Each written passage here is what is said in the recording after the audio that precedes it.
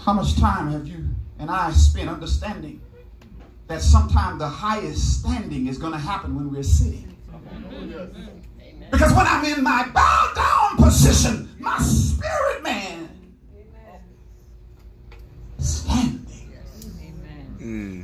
There is a need for us to be able to intercede for a sector of young men that are going to come home, but we got to be ready to see them from afar off. Yes, yes, yes. Yes, God. Tell you why it matters. It's just so weird. Let me tell you why it matters. It matters because Jesus had just spoke in the 14th chapter. He said, you Pharisees are upset because I've healed a man that has inflammation and swelling and dropsy on the Sabbath. He said, if an ox fell into a pit on a Sunday, on a Saturday, on the Sabbath, you mean to tell me you couldn't go get him out? Amen.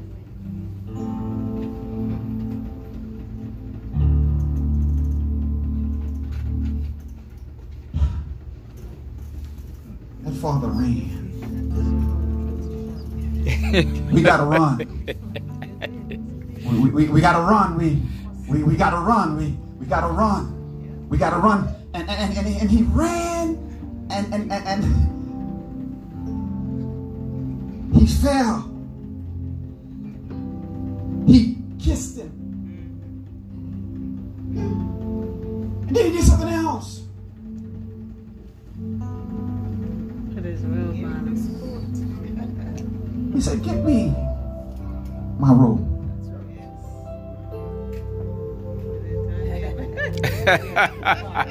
The boy is ready. The boy is ready. He's ready now. He said, put it on him. Yes. Because he needs to know that he's more than what he's been through. But there was something else that got my attention, Dr. Phillips, and oh God. This boy said something to his father. He said, Father, I have sinned against thee and before heaven, and I am no more worthy to be called thy son. And then he could have said something else, but I need you to catch this, church. The daddy interrupted. He never got to say, make me one of thy hired servants. It was a holy interruption. This is what he was saying. You're not a servant.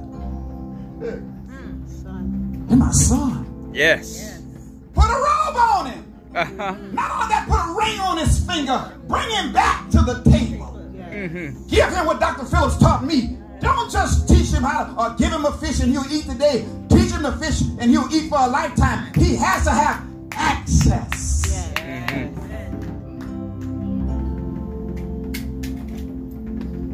Finally, this is what he said. Put some shoes on him. Slaves. Amazing grace, real lightly. Slaves don't wear shoes. You're not a servant. You're my son. And he said this, kill the fatted calf. Kill that which is festive. Kill that which we put on hold for such a time as this. Raise the standard. We can't have 3% of them having PhDs and 40% of them being in the prison. No. Raise the standard. And he says something else. He says, I want you to understand. I didn't always get it, because I was excited about the sheep. I was excited about the coin. And Cassandra, at the conference, the Lord told me something. He said, I don't want you to just get caught up with the sheep. I don't want you to just get caught up with the coin. He said, what I really want you to do, Sydney, I need you to see that what I was really calling was for everybody to be back together. I was really calling for them to come home so that everybody could be together. And this is the final point. I asked God, I said, well, God, that father ran, and I like that. The Lord says, yes, but you're missing the point. He ran. He said, and the title of the message is compassion. And this is the reason. If you don't mind, just go that way, young man. Now come back to me. Stop right there. See, the boy knew how to get back to the house. Yeah.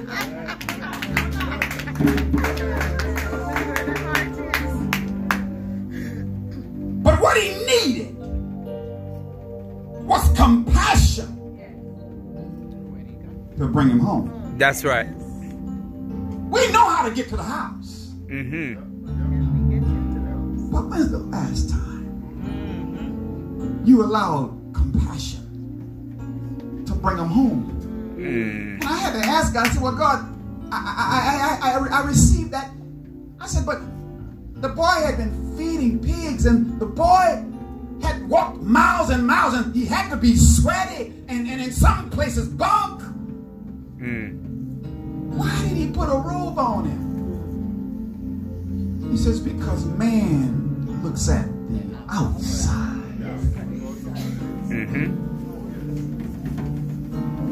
God looks at the heart. Church, they're coming. No. They're coming. They're coming. They're coming. They're coming. They're coming home. They're coming home. They're coming home. They're coming. They're coming. They're coming home. They're coming home. They're coming home. They're coming home with dreads. They're coming home. Their pants might be sagging a little, but they're coming home. And the question is, will we have enough compassion?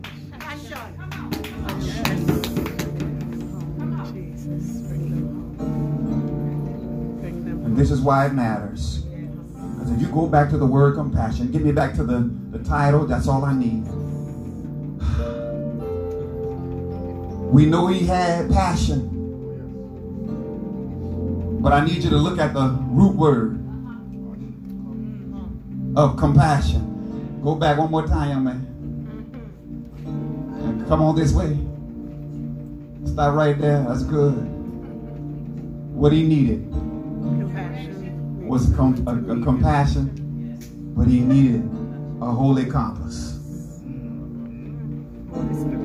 It's in the word. He needed a holy compass. Not one that was going to judge. Not one that was going to berate. Not one that was going to belittle. But one that could say, this is my boy. And whatever I got to run out of, whatever I got to run to, whatever I got to run through, he was lost, and now he's found. And anything, Lord, you've given me to have in me that has and allows for compassion, Lord, whatever it takes, Lord, whatever it takes, I want to see my boy come home. Amen. Yes, God. I close on this note. Yes, God. Thank you, Jesus. Just a little bit, I close on this note.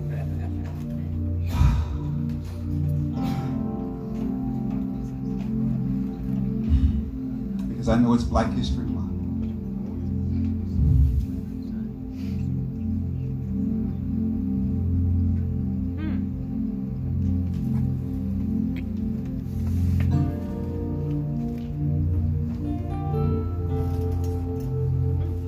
I say to you today, my friends, so even though we face the difficulties of the day and tomorrow, I still have a dream. Come on. It is a dream deeply rooted within the American dream. I have a dream that one day, on the red hills of Georgia, with its governor having his lips dripping with the words of get the position in nullification. Right there, little black girls and little white boys will be able to sit down at the table of brotherhood. I have a dream today. Down in Alabama with this vicious racist, little black boys and little black girls will join hands with little white boys and little white girls and brothers and sisters. I have a dream today. This is our hope. This is the faith that I go back to the South with.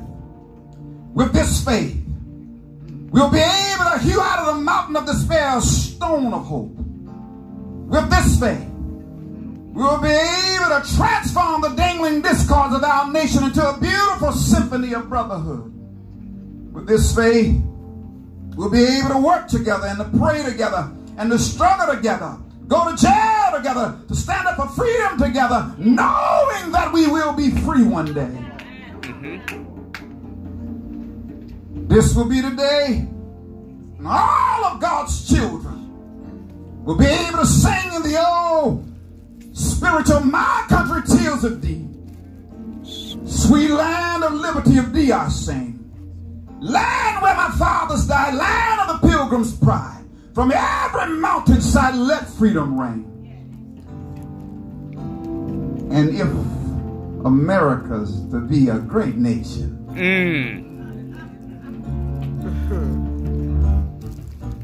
this must become true. So let freedom reign from the prodigious hilltops of New Hampshire. Let freedom reign from the mighty mountains of New York. Let freedom reign from the heightening Alleghenies of Pennsylvania. And when this happens, when we allow freedom to reign from every village and every hamlet, from every state and every city, we'll be able to speed up that day when all God's children, black men and white men, Jews and Gentiles, Protestants and Catholics, and Nazarenes, we'll be able to join and sing the old Negro spiritual, free at last.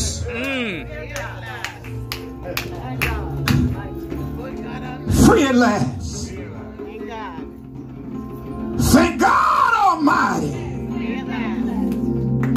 We're free at last. But there is no freedom without compassion. Amen. Amen. Amen.